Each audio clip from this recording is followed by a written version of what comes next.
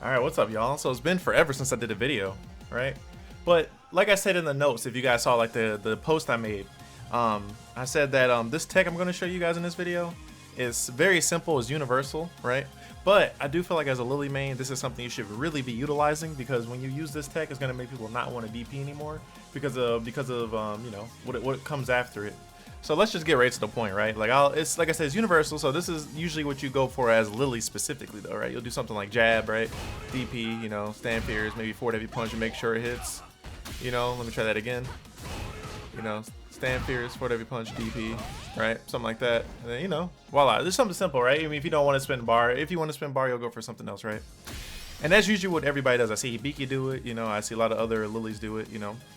So the best optimal thing to do a lot of the time, like I said, to make people stop doing DP is this. It's very simple. So you do this, right?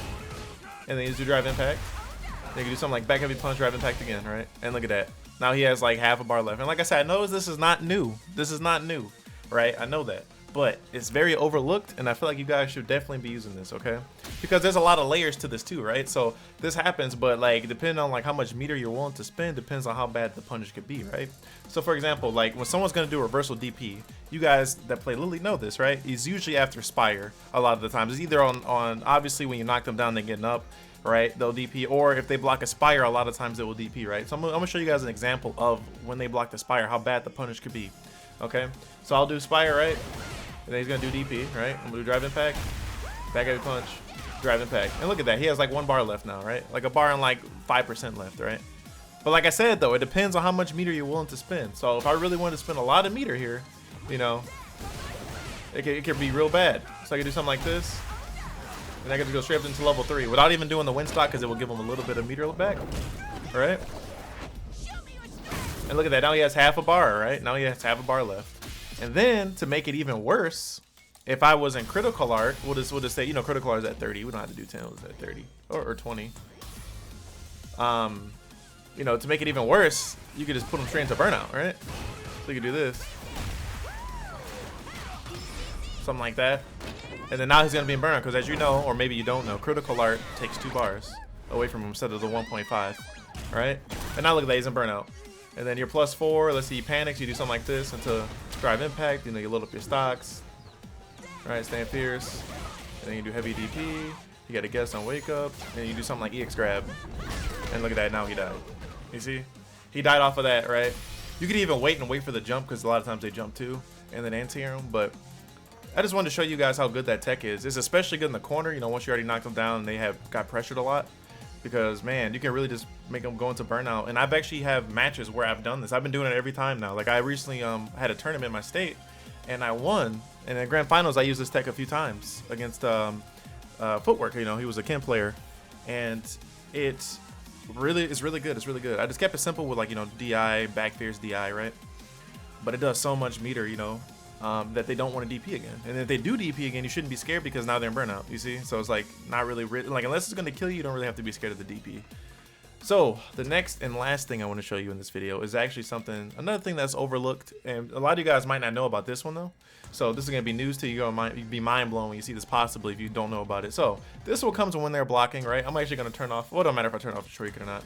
So look at this. So I'm not going to put them in the corner, because this one, it doesn't work exactly in the corner. It's like when you get those farther wall splats, that's when this one comes into play. So it's like this, like somewhere like right here, right? And you see that, right? You see what happened? So basically he got wall splat, and he still had meter left, and I did it again, and it wall splat, you know, his back hit the wall and he got stunned, right?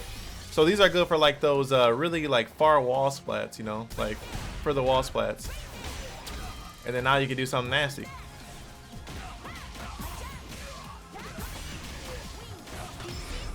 And do something like that, right?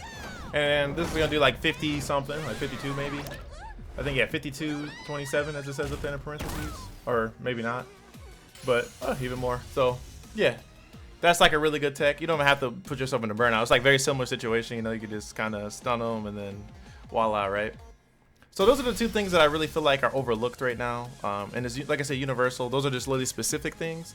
I really feel like as a Lily player, you should be using this, because there's a lot of times you'll probably go back after seeing this now. You'll probably go back and see some of your old matches, and you'll be like, dang, you know, I could have stunned him. I could have won, right? You just go back and look like, dang, I could have won. You know, it's not bad to sacrifice the damage sometimes for the stun. You know, you still get good damage, but you get the stun. And that's the most important thing. The stun gives you a full combo into death. So that was all I wanted to share with you guys today. So this was like a short video, you know, not super long. So I appreciate you guys that checked it out. If you're new around here, man, feel free to subscribe. I'm almost at 10K, all right? Very close. I gotta do something special for 10K.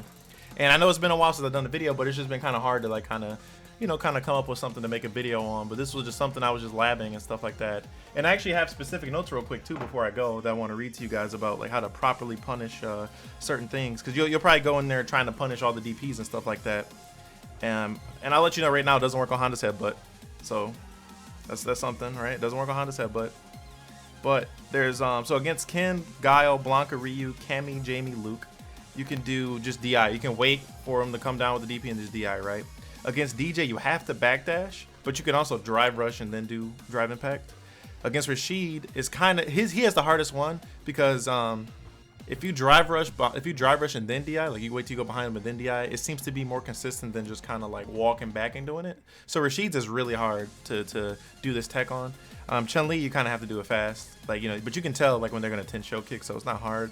And then for Jury, you have to slightly walk back and then DI or drive rush into DI. So, you know, you could drive, like if they do a DP when, you know, they're closer to like the left corner or something, you could do drive rush and then DI, back fierce DI again, or super, whatever you want. However you want to drain their drive gauge, you can do it like that. So, and their supers, like, you know, I didn't test it on the whole cast yet, but I tested on all 3 Marissa supers. It works on all 3 of them.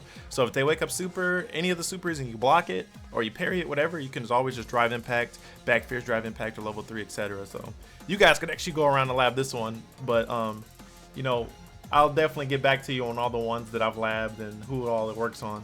But yeah, that's it for now. I don't want to keep dragging on the video. So thanks for watching. Peace out, y'all. See you in the next one. Take care.